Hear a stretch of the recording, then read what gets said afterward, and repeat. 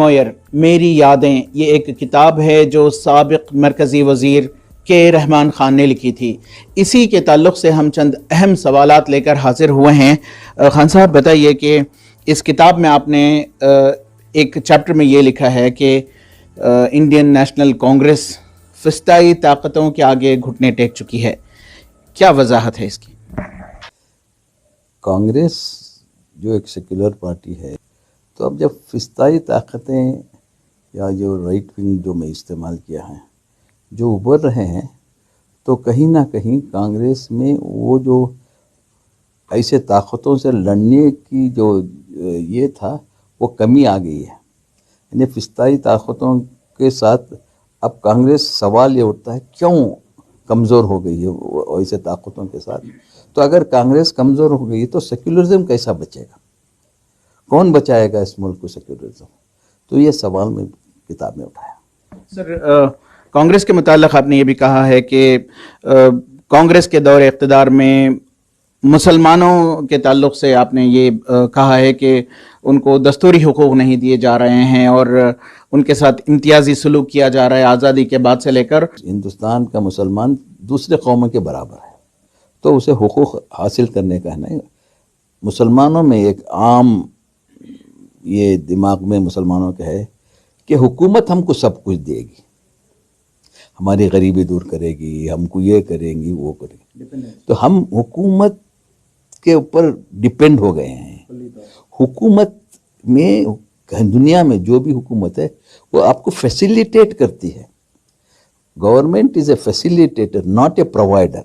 تو یہ مسلمانوں میں پیدا نہیں ہوا. تو کوئی بھی پولیٹیکل پارٹی کانگریس سے تو اب مطالبات کرتے ہیں، ایسے جذباتی مطالبات ہوتے ہیں، دینی مطالبات ہوتے ہیں، یہ ڈائیورس سوسائٹی میں ہمارے مطالبات صحیح یا نہیں، ہم کو جائزہ لینا چاہیے. اور ڈسکریمنیشن ہو رہا ہے، یہ تو کانگریس کو بھی ماننا پڑے گا، سب کو ماننا پڑے گا کہ سماج میں ڈسکریمنیشن ہے. کانگریس میں بھی ایک ایسا سیکشن ہے جو یہ افرمیٹو ایکشن لینے کے لیے کانگریس کو وتھ ان کانگریس روکا جاتا ہے کہ یہ انکانسٹیٹیوشنل کر کے. اس میں کانگریس بھی مسلمانوں کے بیکورڈنیس کو سمجھتے ہیں، مگر جو رائٹ ونگ، جیسا کہ میں کہا، جب رائٹ ونگ طبقہ کوسچن کرتا ہے تو کانگریس ڈر جاتی ہے. اب وہ نہیں ہو رہا ہے. بی جے پی گورنمنٹ میں غلطیاں کے اوپر غلطیاں کرتے جا رہے ہیں، کوسچن نہیں ہو رہے ہیں اور وہ کرتے جا رہے ہیں. تو یہی ڈفرینس ہے. سر، یہ ایک سوال یہ ہے کہ جب کانگریس کا اس طرح کا رویہ رہے گا مسلمانوں کے ساتھ، تو آنے والے انتخابات میں اگر ہم دیکھیں تو کیا قیادت کیسے ابھر پائے گی؟ جبا صاحب، یہ مسلمان کا خیال چھوڑ دو. آپ کانگریس اور فسطائی طاقتیں، سیکولر طاقتیں، فسطائی طاقتیں. ہم کبھی جب سوال کرتے ہیں تو مسلمان کا سوال کرتے ہیں، کیا مسلمان جیسے دوسروں بھی ہے نا؟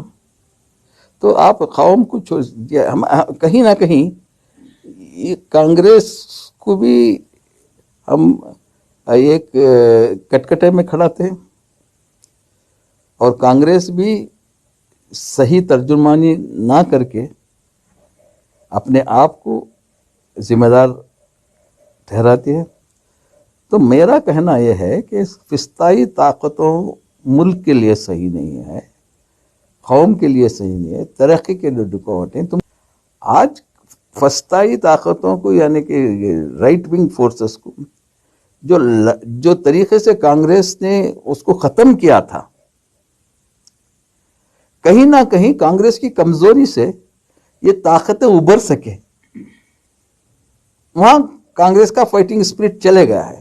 اگر پولیٹیکل پارٹی کس کے واسطے ہوتے ہیں تو اپنے جو اپنا ایک کمٹمنٹ ہوتا ہے پارٹی کا، سیکولرزم.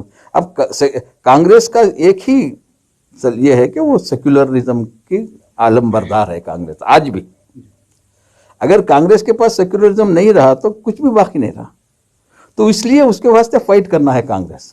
ان حالات میں آپ کانگریس کو کیا کہیں گے کہ وہ اپنے آپ کو کیسے ریوائیو کرے کہ سیکولرزم جو دستور کے اقدار ہیں ان پر عمل درآمد کرنے کے لیے؟